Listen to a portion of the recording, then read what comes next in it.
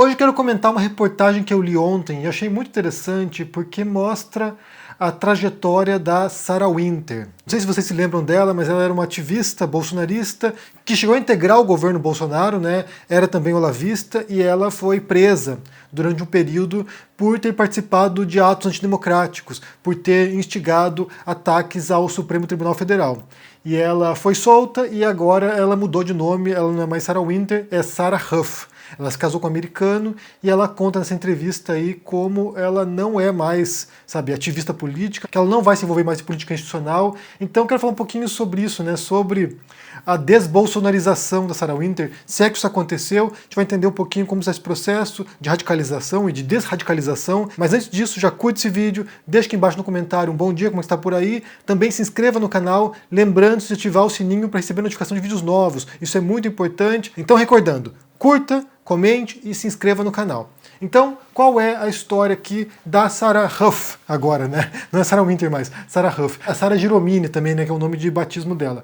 Então, a reportagem aqui tem a manchete: Sarah abandona Winter, vira Huff e diz que se aposentou da militância de rua. Então, aqui conta um pouquinho a trajetória dela, né? Porque é uma pessoa que esteve envolvida em grupos extremistas há um bom tempo. Antes de se tornar bolsonarista, ela fazia parte de um grupo feminista, extremista, que é o Femen, que é um grupo ucraniano, e depois ela passa a atacar pautas feministas, se torna conservadora, se torna olavista também, e ela integra inclusive a pasta da Damares no governo Bolsonaro durante o período. E depois disso ela passa a coordenar aquilo que ficou conhecido como os 300 do Brasil, que era um grupo de militantes extremistas que foram marchar por Brasília e dispararam fogos de artifício contra a sede do STF. E depois disso ela foi investigada, acabou presa e aparentemente, né, por causa dessa, entre aspas, perseguição que ela sofreu, por causa da prisão dela, ela mudou de posição. Ela já havia falado sobre isso anteriormente, numa outra entrevista, acho que da Veja, se não me engano, mas aqui ela mostra como ela realmente abandonou agora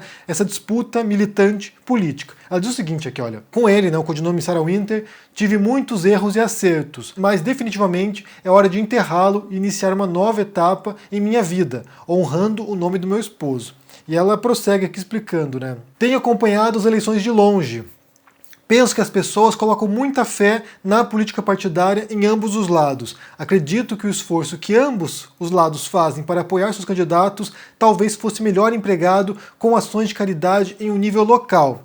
Tenho a esperança de que o Brasil mudará não por intermédio de um símbolo político, mas pela aquisição e desenvolvimento de virtudes de maneira individual e também nas famílias. Sou católica e conservadora e desejo o melhor ao meu país e ao povo brasileiro, que é quem sai perdendo diante de disputas de poder. Não pretendo fazer campanha para ninguém. Então ela mostra aqui alguém que não apenas deixou, né, de ser militante, como passou a ser quase uma nihilista política, né, achando assim, olha, bem, a gente faz o que a gente pode, mas a gente não pode esperar muitas coisas da política partidária institucional. Eu quero aproveitar essa história aqui para falar um pouquinho sobre qual é o processo de radicalização das pessoas e, nesse caso aqui, um processo de desradicalização da Sarah Winter.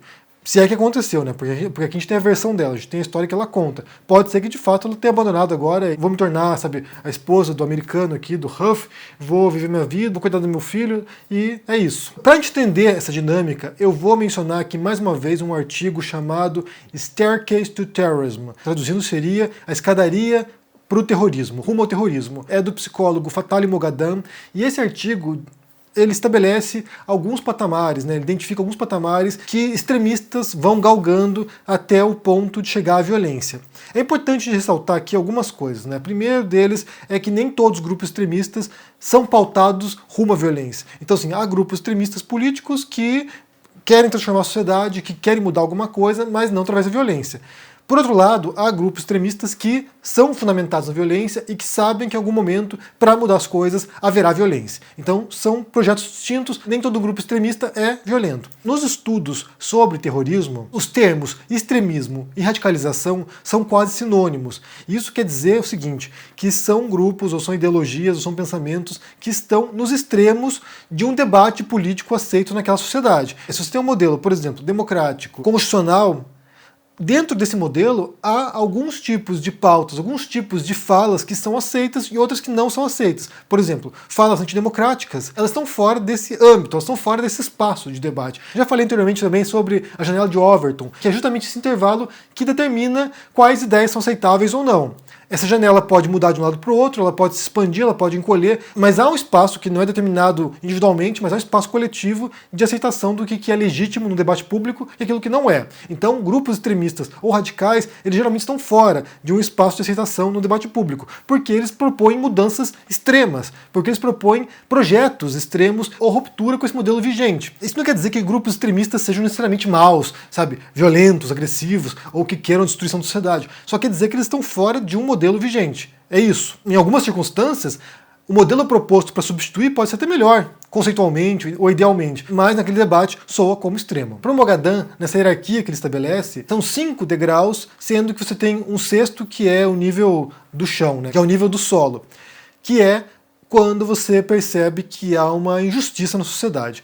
Algum tipo de injustiça contra o seu grupo, ou contra demais grupos, ou contra uma categoria, uma classe, e aí essa sensação de injustiça leva a uma revolta, leva a uma inquietação coletiva. Depois disso, ao primeiro nível, rumo à radicalização, rumo ao extremismo, que é a consideração das opções que você tem. Então, assim, você avalia quais são as possibilidades existentes para mudar aquele cenário de injustiça. Há a possibilidade de mudança via institucional, via política, partidária, por exemplo? Eu devo me filiar a um partido? Eu devo concorrer às eleições, tentar mudar pelo sistema? Ou não há possibilidade disso e eu tenho que fazer um modo de combater o sistema por fora do sistema? E aí, se for essa segunda opção, você vai partir para um segundo nível, segundo patamar, que é a busca por um alvo, que é você estabelecer quem é o culpado por essa injustiça. Quem são os grupos que estão oprimindo o meu grupo, aquele grupo que está sendo injustiçado. E aí, geralmente, vai escolher um grupo aí, muitas vezes concretos, vamos dizer assim que são os banqueiros, muitas vezes são abstratos, sabe, os comunistas, ou, sei lá, a mídia globalista. Daí você cria lá um inimigo imaginário que se torna o alvo dos seus ataques. O terceiro andar dessa escala é se envolver com a moralidade da organização extremista ou terrorista. Porque é um mundo à parte, é um mundo no qual você tem regras próprias e regras morais também próprias, né? Porque assim, se você quer romper com o sistema, você não vai poder jogar pelo jogo do sistema. Então você vai ter que jogar por um conjunto paralelo de normas, de critérios e de práticas. O quarto andar é a consolidação da mentalidade nós versus eles. Então aí você tem esse dualismo, né, essa dicotomia de que nós somos os bons, os justos, e os outros são os maus, portanto, qualquer tipo de ato de violência contra esse grupo, que é o outro, será legitimada porque eles fazem parte dos infiéis, fazem parte dos inimigos da nação, fazem parte dos fascistas, ou seja, há um grupo que é inferior ao nosso, moralmente falando, e que não merece existir. E isso leva ao último patamar, que é o quinto patamar, que é o quinto andar, que é quando, de fato, acontece um ato de violência. Há autores que questionam esse modelo do Mogadã, dizem que nem sempre os patamares são tão, tão nítidos assim, mas vale como um modelo, pelo menos para a gente poder pensar como se dá essa escalada na radicalização de certos grupos. Como eu falei, só vou repetir aqui, nem todos os grupos chegam ao último patamar da violência, nem todos os grupos almejam a violência. Alguns grupos querem mudar a sociedade sem precisar disso. Alguns grupos são extremistas, entre aspas, mas operando de um modo pacífico. Basta pensar, por exemplo, no caso do Martin Luther King Jr., que era um ativista, que era um pastor, era um ativista por direitos civis, e ele era considerado extremista nos Estados Unidos nos anos 60. E ele dizia o seguinte: eu sou extremista sim, só que sou extremista pelo amor, sou extremista pela paz, sou extremista pela tolerância. E daí ele fazia manifestações pacíficas que tumultuavam uma cidade, tumultuavam a nação, mas sem recorrer à violência jamais. E isso levava a um senso de valor moral, porque assim, a polícia vinha com brutalidade, as forças de segurança vinham descer o cacete em manifestantes pacíficos, e isso despertava a percepção coletiva da sociedade, da imprensa, e mostrava como era injusto aquela condição. Ou seja, pessoas que só querem seus direitos sendo brutalizadas por isso, num país dito democrático. Então, assim, há modos de operar com extremismo, entre aspas, mas sem recorrer à violência. No caso dos bolsonaristas e dos olavistas, eles certamente galgam esses degraus, né? Você tem vários bolsonaristas que estão aí no terceiro, quarto nível, ou no terceiro, quarto andar dessa hierarquia. Não me recordo de nenhum ato específico de violência bolsonarista ainda, assim, no sentido de violência organizada, de grupos armados ou mesmo solitários perpetrando algum tipo de ato contra a oposição política. Ainda não vi isso, mas era um receio que a gente tinha, que esse momento levasse em algum ponto à violência de fato concreta. Pode ser que venha a acontecer. O receio que a gente tem, por exemplo, né, um receio que muitas pessoas têm, é de um golpe de Estado no Brasil, porque o curioso do bolsonarismo, que é também a retórica do Trump, é que eles fazem parte do sistema, ou seja, os dois eram presidentes, Bolsonaro e Trump, presidentes de seus países, e mesmo assim eles diziam que o sistema estava contra eles, ou seja, eles são eleitos, estão lá coordenando a máquina estatal e eles dizem que o sistema, há um deep state, né, há um estado profundo, ou como diria o Olavo de Carvalho, o estamento burocrático que segurava as coisas, que impedia com que o presidente fizesse o que ele devia fazer. E isso é o mais curioso, né? Você pegar no Brasil, por exemplo, o Bolsonaro, 30 anos na política, querendo se vender como antissistêmico. Mas nessa retórica extremista, tanto do Trump quanto do Bolsonaro, porque do Trump leva à invasão do Capitólio, leva grupos trumpistas invadindo a sede do Congresso para tentar impedir com que o Joe Biden fosse reconhecido como presidente eleito. E no Brasil, o receio é que isso aconteça parecido, ou de um modo até pior, talvez. Então, a retórica extremista desses grupos, essa disputa do nós contra eles, essa disputa em termos morais, inclusive, pode levar em algum momento, esperamos que não, mas pode levar em algum momento a atos de violência. Era o que parecia que estava se encaminhando o grupo da Sarah Winter, os 300 do Brasil. A gente tinha o receio ali naquele momento de que esse grupo aí, esses 300, que não eram 300, eram uns 30, mas pudessem perpetrar algum tipo de atos violentos. Tanto que ela foi presa por causa disso, né? Porque ela foi considerada como uma ameaça às instituições. Então aqui a gente tem as etapas da radicalização, segundo Fatale Mogadam. Mas como é que se dá a desradicalização? Como é que se dá a desbolsonarização das pessoas? E aqui eu vou mencionar aqui, por cima pelo menos, um livro chamado The Storms Upon Us, que é um livro escrito sobre o movimento do QAnon nos Estados Unidos, que é um movimento conspiratório nos Estados Unidos, que diz que, bem, que prega os democratas bebem sangue de crianças, tem um monte de ideias malucas lá, tem um monte de ideias insanas, mas esse movimento QAnon arrebanhou milhões de americanos durante o governo Trump, e estava alinhado em grande parte com o trumpismo, porque eles diziam que o Trump era a pessoa que enfrentaria esses democratas malévolos e salvaria os Estados Unidos dessa corrupção moral. Então nesse livro o autor analisa esse grupo, como eles radicalizaram, ou como seria possível em algum momento tentar desradicalizar essas pessoas. E daí o que ele fala é que o que se observou foram pessoas totalmente normais, como eu, você, que de repente entraram numa toca do coelho, sabe, caíram num buraco profundo, num buraco negro e entraram nesse universo do QAnon. E aí essas pessoas deixaram de pensar de maneira normal, porque como funciona a radicalização? Ela opera com o reforço permanente da mensagem. Então você está indignado, você está revoltado, há um senso de injustiça, como diz o Fatale Mogadam, você encontra um grupo que pensa parecido com você, que identifica o problema como você identifica e passa a propagar uma mensagem. O problema é esse e a resposta é essa. E se você se unir a nós, você vai ter a resposta e você vai mudar essa situação. Em alguns casos pode levar à violência. Então, quando esse grupo cria uma identidade e cria essa mensagem, esse reforço permanente da mensagem, como a gente vê, por exemplo, no Olavo de Carvalho, que era como ele operava na seita dele, onde não há espaço de divergência programática ou intelectual. Ou seja, você não pode pensar diferente do grupo. A frustração ela pode se dar, e você pode se afastar de um grupo desse, quando a realidade começa a entrar em choque com as ideias propagadas, com as noções propagadas. No caso do QAnon, eles faziam previsões, né? Faziam algumas previsões. Ah, vai acontecer tal coisa. Quando não acontecia tal coisa, algumas pessoas paravam para pensar, pô, mas esse cara tá errado. Eram os fóruns e uma série de mensagens que eram enviadas por um, sabe, o que era uma pessoa misteriosa que se achava que pertenceria a alguma agência de inteligência dos Estados Unidos.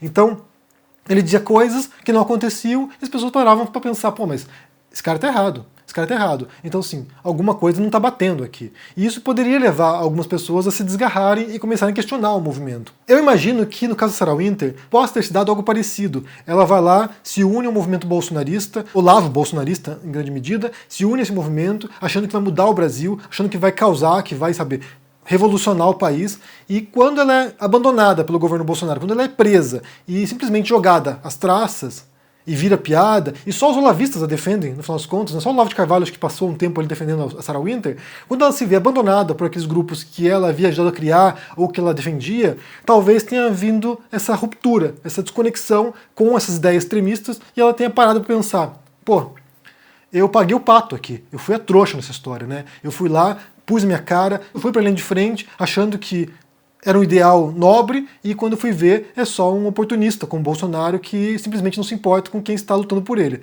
Então pode ser que tenha a ver com isso. Ela se diz conservadora ainda, ela se diz católica, tudo bem ser conservador, tudo bem ser católico. Até que ponto que ela vai se manter afastada da política também não sabemos, mas eu vejo que essa desradicalização muitas vezes se dá dessa fissura, dessa cisão entre as ideias extremistas e a realidade. E pouco a pouco a pessoa vai se afastando por conta própria. No livro The Storms Upon Us, o que o autor fala é o seguinte: muitas vezes a pessoa se afasta de quem é um extremista, de quem está radicalizado, de quem está, sabe, nessa bolha de fanatismo.